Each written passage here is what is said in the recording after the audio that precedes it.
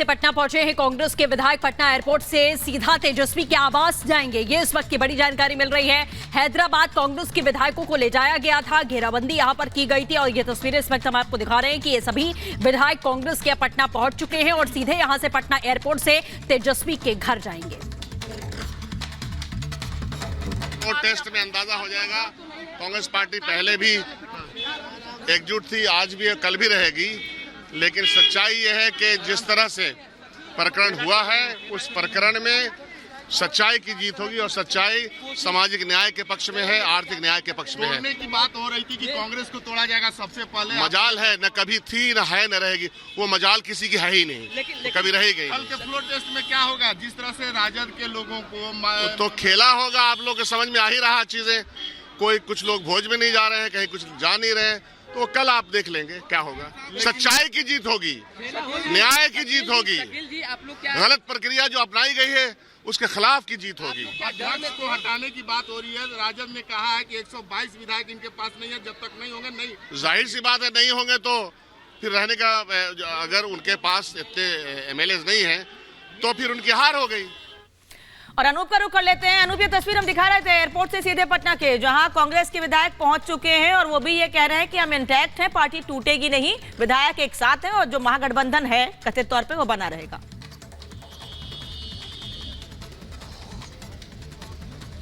देखिए, एक बात तो आप समझिए कि कांग्रेस के जो तमाम विधायक है वो यहाँ पहुंचे हैं और इनको तेजस्वी के आवास पर ले जाया जा रहा है। इसका मतलब साफ है कि आज रात ये तेजस्वी के घर पर ही रुकेंगे और कल महागठबंधन के जितने भी विधायक हैं, जो भी हैं, सब तमाम लोग एक साथ इकट्ठे विधानसभा के लिए निकलेंगे, ये बात तय हो गई है। और देखिए, बाड़ेबंदी की बात कर रहे थे हम, तो बाड़ेबंदी जैसे आरजेडी की तरफ से की गई, तेजस्वी के आवास पर तमाम आरजेडी के विधायकों को बुलाया गया, तो हैदराबाद लेकर जाया गया क्योंकि कांग्रेस की सरकार वहां है और कांग्रेस के विधायकों को वहां ले जाया गया।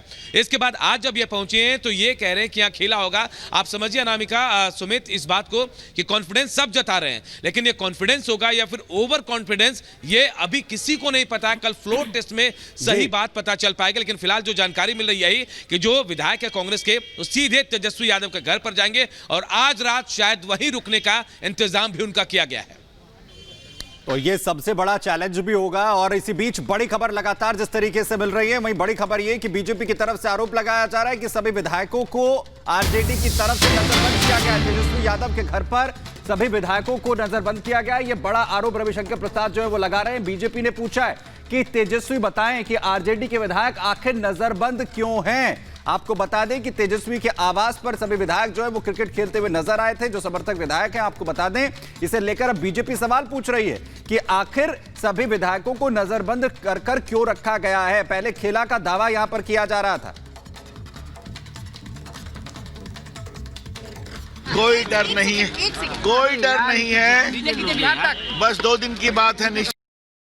और क्या, घर में लोग बंद क्यों हैं, ये बड़ा सवाल है। बिहार की राजनीति में ये सब देख के अच्छा लगता है कि आजकल क्रिकेट भी हो रहा है, अंतर्राष्ट्रीय भी हो रही है, लेकिन पूर्व मुख्यमंत्री के बंगले में उनके विधायक क्यों बंद हैं, ये बड़े गंभीर सवाल है। तेलंगाना में लोगों ने बिरयानी बहुत खाई थी, तो बिरयानी खा के तो मजबूती आ जाती है, उसके बाद भी होटल में एनडीए बहुमत साबित करेगी जो तस्वीरें। बहुत प्रामाणिक जीत होगी, आप निश्चिंत रहिए। लालू जी वरिष्ठ नेता हैं, लालू जी कुछ रविशंकर को भी जानते हैं, है ना, और मैं भी कुछ जानता हूं। निश्चिंत रहिए, निश्चित विजय होगी। धन्यवाद।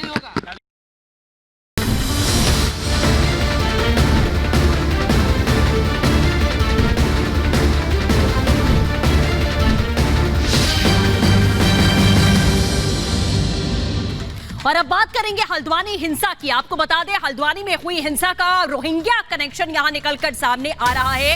रोहिंग्याओं से तार जुड़ते हुए यहां पर नजर आ रहे हैं। ये इस वक्त की बड़ी खबर। आपको बता दें, करीब 5000 अवैध रोहिंग्यों की जानकारी यहां पर मिल पा रही है। तो सवाल यही है कि जिस तरीके से हिंसा के तार रोहिंग्याओं से जुड़ रहे हैं, अवैध बांग्लादेशी रोहिंग्याओं की जांच की जा रही है। हल्द्वानी में करीब 5000 अवैध रोहिंग्या और बांग्लादेशी हैं, ये जानकारी यहां पर मिली है। ये इस वक्त की बड़ी खबर आपको बता दें। और जतिन हमारे चौकी ग्राउंड जीरो से इस वक्त जुड़े हैं। जतिन, रोहिंग्या को लेकर बड़ी अपडेट मिल रही है, क्या जानकारी है आपके पास?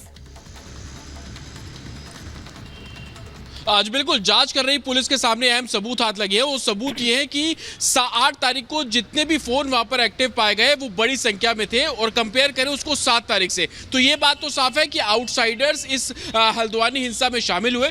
लेकिन सोर्सेज ये भी बता रहे हैं कि तकरीबन 5000 से भी ज्यादा रोहिंग्या वनभूलपुरा इलाके में रह रहे हैं, अतिक्रमण कर रह रहे हैं, और उसी पर प्रशासन की कार्रवाई थी। तो कहीं ना कहीं जो वीडियो अब पुलिस के सामने आ रहे हैं, जिनके आधार पर गिरफ्तारी की जा रही है, उसमें अननोन चेहरे पुलिस को आइडेंटिफाइड हुए। साथ ही जब उनकी जांच की गई तो पता लगा कि कुछ लोग 2 महीने पहले, तो कुछ लोग 3 महीने पहले, और कुछ लोगों को 24 घंटे से अंदर ही वहां पर बुलाया गया था। तो पुलिस का दायरा अब रोहिंग्या मुसलमान को लेकर भी इस पूरे मामले की जांच करता हुआ नजर आ रहा है। पुलिस का साफ तौर पर कहना है कि जितने भी वीडियोज उन्हें मिल रहे हैं, साथ ही ये भी जानकारी मिल रही है कि जिस जगह पर हिंसा हुई, दंगे हुए, वहां के सीसीटीवी कैमरों को भी उपद्रवियों द्वारा ही तोड़ा गया। तो कहीं ना कहीं सबूतों को जुटाने की पुलिस की कवायद बहुत तेजी से चल रही है। जानकारी ये भी मिल रही है कि अब से कुछ देर में एसएसपी हल्द्वानी कुछ इंपॉर्टेंट जानकारी भी शेयर करने वाली है। सोर्सेस का ये कहना है कि गिरफ्तारी को लेकर ये जानकारी जो है वो साझा की जा सकती है। लेकिन सबसे बड़ा नाम अब्दुल मलिक, क्या उसकी गिरफ्तारी पुलिस ने कर ली है? क्योंकि जानकारी ये मिल रही थी कि अब्दुल मलिक को दिल्ली से डिटेन किया गया है, क्योंकि अब्दुल मलिक इस पूरी हिंसा को अंजाम देने के बाद, जो कि मास्टरमाइंड बताया जा रहा है, वो यहां से दिल्ली चला गया था। तो क्या उसकी गिरफ्तारी कर ली गई है? औपचारिक जो स्टेटमेंट है वो हल्द्वानी पुलिस कुछ ही देर में साफ कर देगी। लेकिन अभी सबसे बड़ा अपडेट ये है कि क्या अब्दुल मलिक को गिरफ्तार कर दिया गया। और दूसरा, 4 पैरामिलिट्री फोर्सेस की कंपनी जो हल्द्वानी के लिए रिक्वेस्ट की गई थी हल्द्वानी प्रशासन द्वारा गृह मंत्रालय को, उसको पूरा कर लिया गया है। एक कंपनी हल्द्वानी पहुंच चुकी है, दंगा प्रभावित इलाके यानी कि वनभूलपुरा में उसको डिप्लॉयमेंट कर दिया जाएगा, और बची हुई 3 कंपनी कदम पूरी तरीके से सुरक्षा को और ज्यादा मुस्तैद करने की यहां पर लगातार जा रही है। जतिन, वापस हम आपके पास यहां पर लौटेंगे, लेकिन लगातार जिस तरीके से जांच आगे बढ़ रही है, रोहिंग्या एंगल सामने आ रहा है, इसके अलावा अवैध तरीके से जो बांग्लादेशी रह रहे थे उनकी भी संलिप्तता की बात इसमें सामने आ रही है। लेकिन जांच लगातार आगे बढ़ रही है, और सबसे बड़ा सवाल है कि आखिर जिस तरीके से इस पूरे प्लान को किया गया, उसमें चूक कहां पर रह गई, जिसकी वजह से इतनी बड़ी घटना को अंजाम देने के पीछे ये सभी जो आरोपी हैं इसमें वो कामयाब हो जाते हैं। रिपोर्ट आपको दिखाते हैं।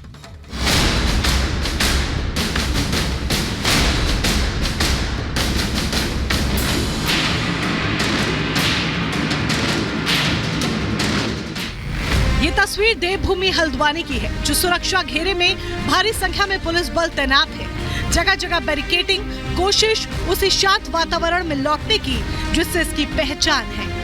ये आप पूरा रोड देखेंगे, सुनसान बिल्कुल खाली पड़ा हुआ है, कोई भी चैनल अभी तक यहाँ पर नहीं पहुँचा। रिपब्लिक भारत आपको वनभूलपुरा के अंदर की तस्वीरें आपको यहाँ पर दिखा रहा है। ये स्थानीय मस्जिद आप यहाँ पर देखेंगे। आप देखेंगे कि घरों के अंदर लोग हैं, छतों पे लोग आपको खड़े हुए नज़र आ जाएंगे, लेकिन बाहर किसी को आने की इजाज़त जो है वो नहीं दी जा रही है। जगह जगह आप ये देखेंगे कि ये जो जले हुए मार्क्स हैं वो आपको यहाँ पर पड़े हुए नज़र आ जाएंगे। हालांकि शांति बनाए रखने की अपील प्रशासन कर रहा है। जिस दिन हिंसा उसके बाद से तमाम चीज़ों को हटा दिया गया। आप ये पूरे घर देखेंगे, लोग आपको आपके घरों में खड़े हुए